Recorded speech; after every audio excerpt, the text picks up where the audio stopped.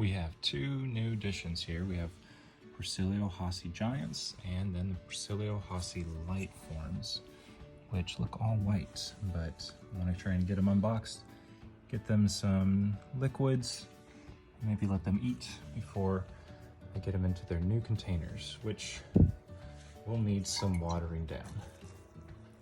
So then it'll be good and moist. But these have been set up and ready to go. Okay, so these are the Porcellio Hassi juveniles or babies. As you can see, they are a little bit lighter around the edges, and hopefully they'll get a lot bigger too. But they are colorful. Nice.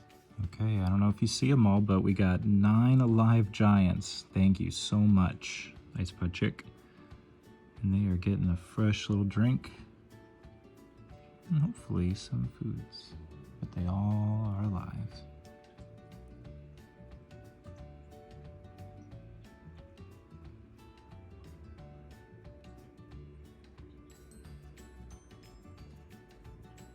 And I think ready to go into their new habitat.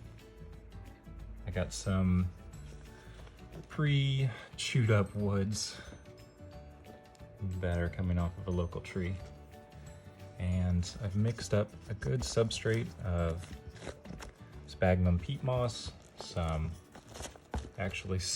smoking wood chips from apple trees or mesquite trees, and then a bunch of local leaves and calcium powder, so it's a real enriched substrate, and I hope they'll like it. Okay, there are 3 of them here, and if you don't see them all, that's okay, because they really blend in. And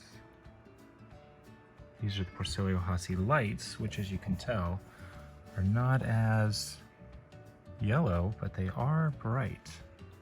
Let's see if I can get this one. Oh, he's gonna climb on me. Nope, he's gonna jump.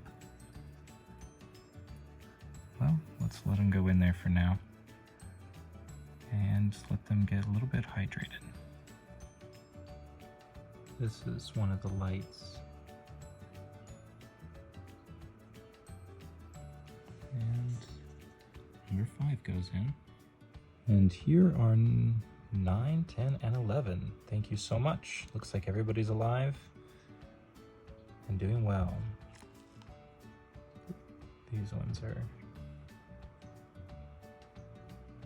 very different colored indeed, but you can see where they get their Porcellio Hassi Light name from.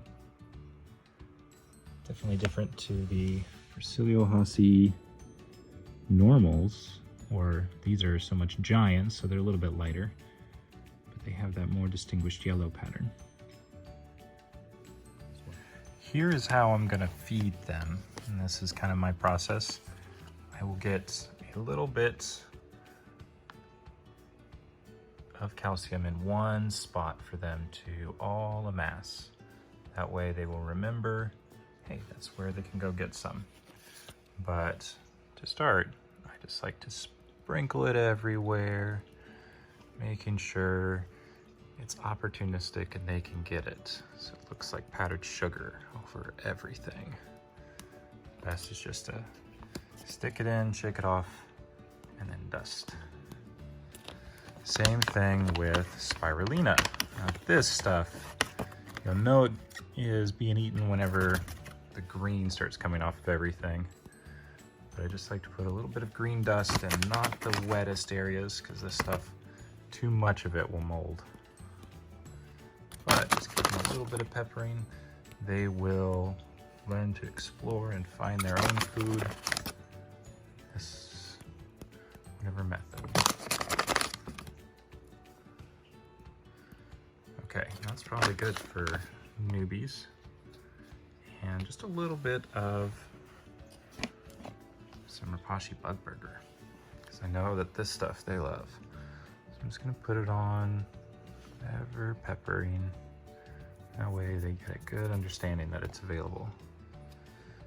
And whenever they'd have babies, I'd start to put it on the soil, but for right now, I want to keep it up off there. And then they'll learn to burrow nicely where I can keep track of them under one piece of wood or bark. Okay, So let's see if these ones are Porcellio Hassi Giants are ready to go into their new home. I'm going to kind of place them onto somewhere near here so they know that's where they can go congregate. And they will try and scurry to find their new hiding places.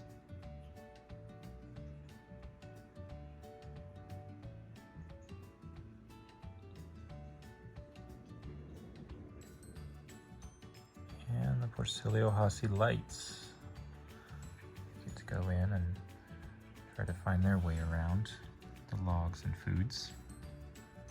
See where they hide. Ah, one was on my hand.